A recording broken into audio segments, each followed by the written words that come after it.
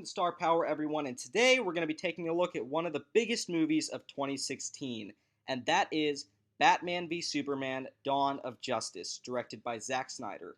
It's known that Zack Snyder's Batman v Superman: Dawn of Justice wasn't critically successful, even though the film had an insane amount of talent behind it. In this video, I'm going to go step by step and give a brief outline of what I think would make a good Batman v Superman: Dawn of Justice. Note: spoilers ahead. If you haven't seen this film yet, this is your sole warning. I know that sounds really scary, sorry about that, but still though, spoiler warning. Start the movie off with the Wayne's parents' death scene. This scene was my favorite one from the movie, and it should really be kept the way it is. Next, Bruce Wayne witnesses Wayne Tower collapse in the midst of the Superman-Zod battle from Man of Steel. The deaths of the people he once worked with have to remind Bruce of the tragic loss of his parents. Then, Bruce sees Superman, and the audience should see the frustration in Bruce's eyes. This was pretty much shown in the movie already, so I'm not really changing anything here. During this scene, in the midst of the rubble, Jesse Eisenberg's Lex Luthor sees Bruce holding the little girl from the movie and looks as Bruce looks up. While Bruce focuses on Superman, Lex is focusing on Zod. Essentially, this is to set up the fact that Lex sees that Wayne Tower could have been LexCorp, and all of his friends slash co-workers could have died. This makes Lex sympathize with Bruce. Batman begins training now. He doesn't hold back. We have to see, right then and there, that this is a Batman out for blood. He doesn't wait for 2 years, he begins training in rage. This is when Alfred tells him the line about good men turning cruel, because he reminds Bruce that not everything is known about Superman, and that he might not even be the enemy. Bruce then says that he'll keep a close watch on Superman to figure out everything about him. However, Bruce says that if one incident happens, Bruce will kill Superman. He says this while he looks at the Batman suit. Cut back to Luthor, who already has a database filled with limited information on Zod. Then, he sees Superman on the news. He looks around his room, which reminds him that Superman can destroy everything he holds dear.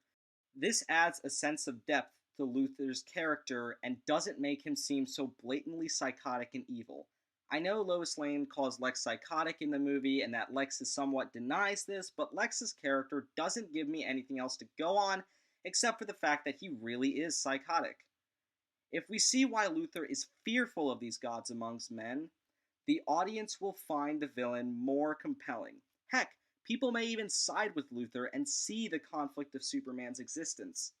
Now, Luthor begins working on a master plan to kill the last Kryptonian so that the world can be safe. However, he doesn't have Alfred's reminder, so he has no restraint. His first step in the plan is to convince everyone that Superman is bad. Now we can get to the whole kryptonite thing. Luthor's first step includes convincing Bruce Wayne to join him so that the two influential billionaires could show the world that humanity needs to unite. Bruce is okay with this, and the two begin working on technology to destroy Superman. Since they are both billionaires, their combination allows both of them to gain access to the fallen ship from Man of Steel. They also both get access to Zod's dead body. In that ship, they both find kryptonite, and Luthor notices that it's made of unknown material. The two test the kryptonite on Zod, and they find out that kryptonite is the key to getting rid of Superman. Bruce and Lex use the kryptonite to create weapons for the government. Now we need to see why Superman is the good guy. This has to be the Superman of the Christopher Reeves movies. We need to see Clark in the Daily Planet actually doing a good job of being a reporter. We need to see him being a fully functioning member of society. Suddenly, Lois, first time we see her in the movie, calls Clark and asks him to see the news, which shows the fire during the Day of the Dead from the movie. Superman goes, changes, and flies in the sky. A person from far away says, "It's a bird." Another person says, "No, it's a plane." I know it's campy, but this movie needed some lightheartedness. Before anyone can say that it's Superman, the music changes and we see Bruce stare in the sky as he witnesses the same flying that killed his co-workers. Superman goes in the building, and we actually see him save the person this time. This makes Superman actually seem like he has to do work to get stuff done. We need to see why he's a good man. Next, we see Clark arrive home to Lois Lane, and Lois talks about the good that Clark is doing. Clark is still haunted by the whole Zod incident and wants to make up for it. He knows of all the people who were harmed by the battle and wishes he never put those people in all this pain. Lois turns on the news and sees Senator Finch in public talking about calling Superman to court to answer for the Zod incident. Standing behind Finch are Bruce and Lex. I know Mercy Graves is in the real movie, but I think her character should be removed, so I'm not putting her in this scene. After Finch's speech, Lex talks for a little and Bruce expands. Clark tells Lois that he will go to answer for his actions. In the next scene, the whole court thing happens from the movie. The only difference is that Lex doesn't blow up everything. Superman basically says that he will answer for his crimes and that he will be taken into custody. As Superman is walking out with the handcuffs, a person walks in front and starts shooting at Superman. The bullets bounce off Superman, and he rushes to cover the civilians. The cops tackle the shooter as the shooter screams, "You killed her! You killed my wife!" Superman backs up in despair, and the cops open up the shooter's jacket to reveal a bomb. Now a bomb explodes, but the whole building doesn't. Senator Finch doesn't die, but a lot of people do. Bruce sees this on TV from the Batcave. He gives Alfred that awesome monologue from the movie about counting the dead and how many good guys stayed good. Alfred reminds Wayne that Bruce said that he would give Superman time to prove that the Kryptonian isn't the enemy. Now, Wayne is truly out for blood. None of this "you let your family die" stuff happens. Batman already has enough to hate Superman. While the court session is happening, Luthor, who isn't in the court, gives a presentation to a group of military officials and tells them that he has anti-Superman weapons made of kryptonite. He says that since supply is limited, Superman must be killed with precision. However, the military officials decline Lex's offer, and Lex feels offended. He says to the military people that it's only a matter of time before one day Superman will take over everything. The military people still dismiss Lex. As Lex walks out, he calls Bruce and tells him the bad news as Bruce is staring at the Batman suit. He says he'll work something out. Lex hangs up and looks at a mech suit that he's been building the whole time. Lex looks into the TV and sees news coverage, Anderson Cooper, since he was in the movie for 5 seconds, of the bombing at Superman's trial and how one being created all this. Now we need to see Superman's hatred towards Batman. He already doesn't like Bruce Wayne because Wayne backed Finch during the public announcement as seen in the Part 1 video. Now we need to see why he hates Batman. The best way to do this is to introduce this unbounded Batman who lacks restraint. Batman essentially does the same exact thing from the movie. In the beginning, the first time we see Batman in the suit in Gotham, like that. The whole Bat branding thing also needs to happen to explain this whole hatred.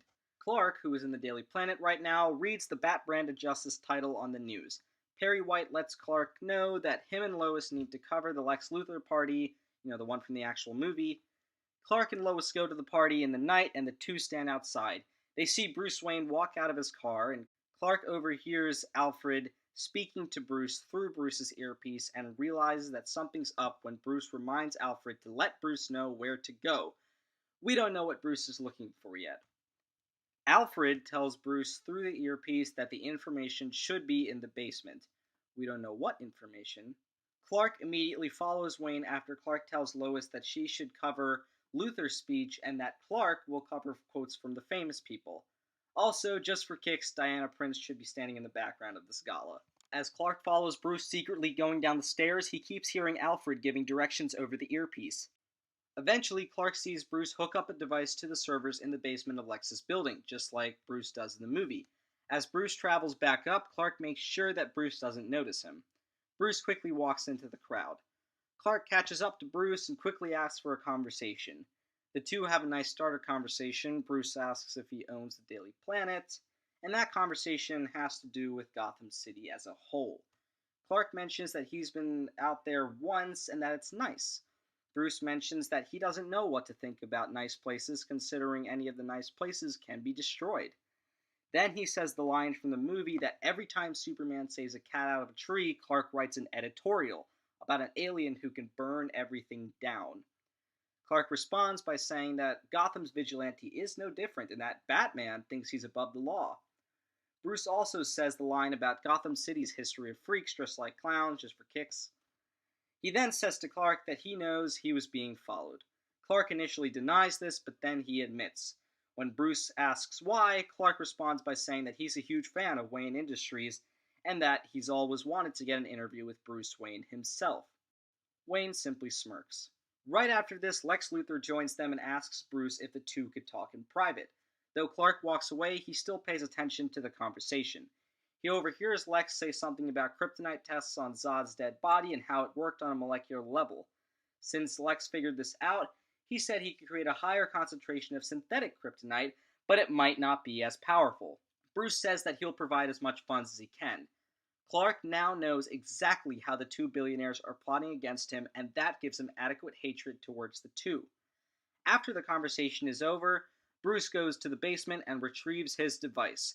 Alfred tells Bruce that it's been a long day and that he's going to sleep, but Bruce says that he'll stay awake and check what Luthor's up to. This shows the seeds of Bruce's skepticism of Lex. When Bruce arrives home, he checks out the files in Luthor's database. He first sees reports on Superman with highlighted portions of text that detail Superman's nature. Next, he sees some important documents regarding LexCorp's company info, and skips the next few folders because he sees something that catches his eye. Bruce opens a folder called the Metahuman Project. He sees all the videos of superpowered beings. This time they do not have logos in those videos. After we see Wonder Woman, Aquaman, The Flash, and Cyborg, we see a ton of video evidence of Superman, including one close-up of the face. Bruce immediately makes the connection. Superman equals Clark Kent.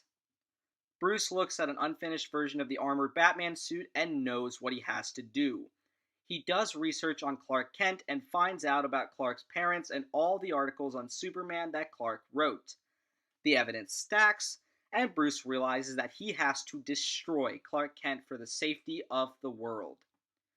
Bruce falls asleep, wakes up in the morning, and lets Alfred know that tonight will be the night that he avenges the death of all those who seemingly died because of Superman.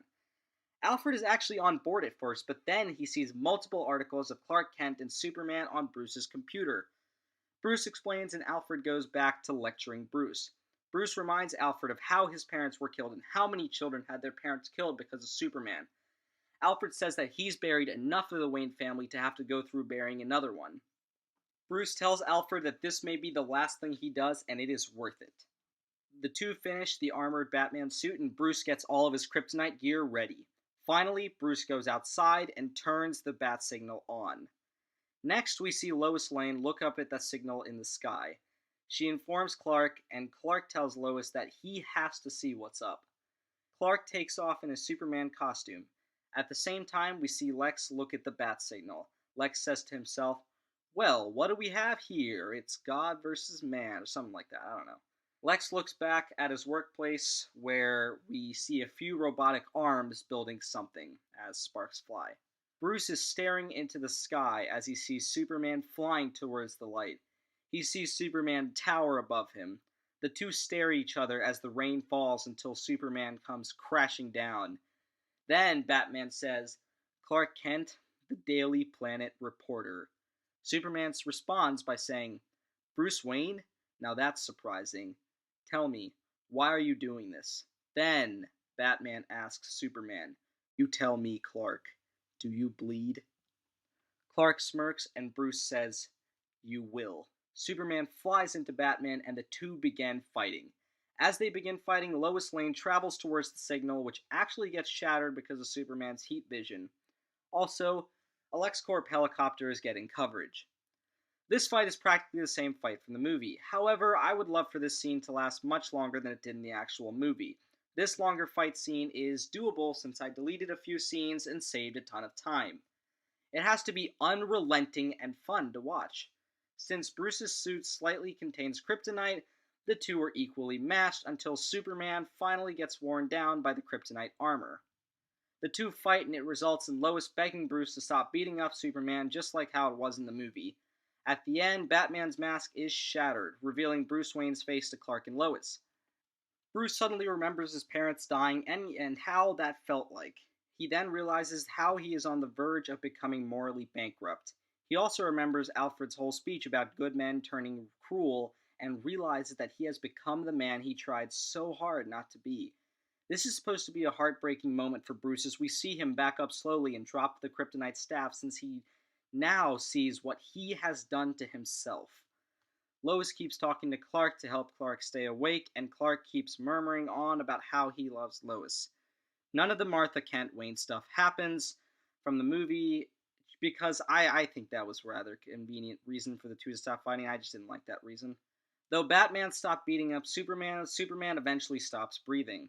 Lois Lane cries a ton, and Batman is absolutely shocked in horror. By this point, Bruce Wayne's arc flipped 180 degrees. This scene is supposed to be heartbreaking and shocking because no one suspects it. Batman has completed his mission. Superman is dead. Lex Luthor comes down to the scene and is very surprised that Bruce is Batman. He gets over it quickly, though, and tells Batman to pack up Clark's body for tests at LexCorp.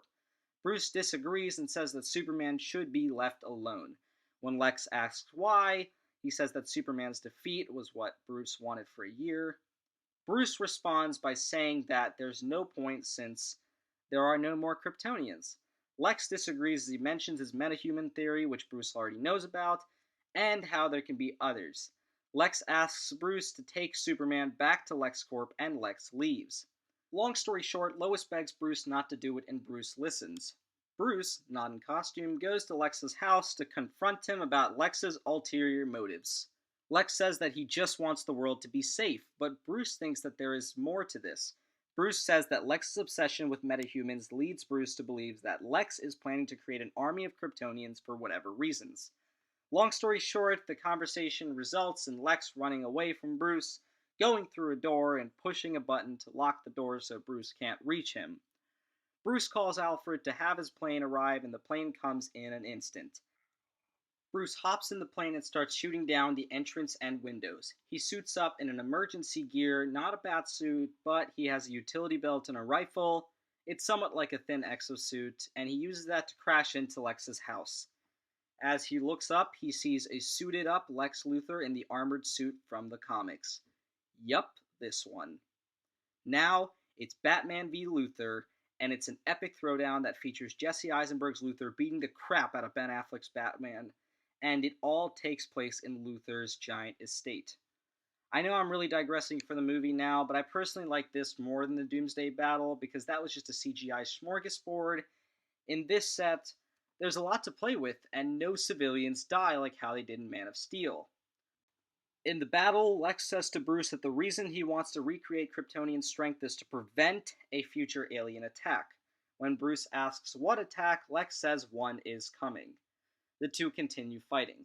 As they are fighting, we cut back to Superman and Lois.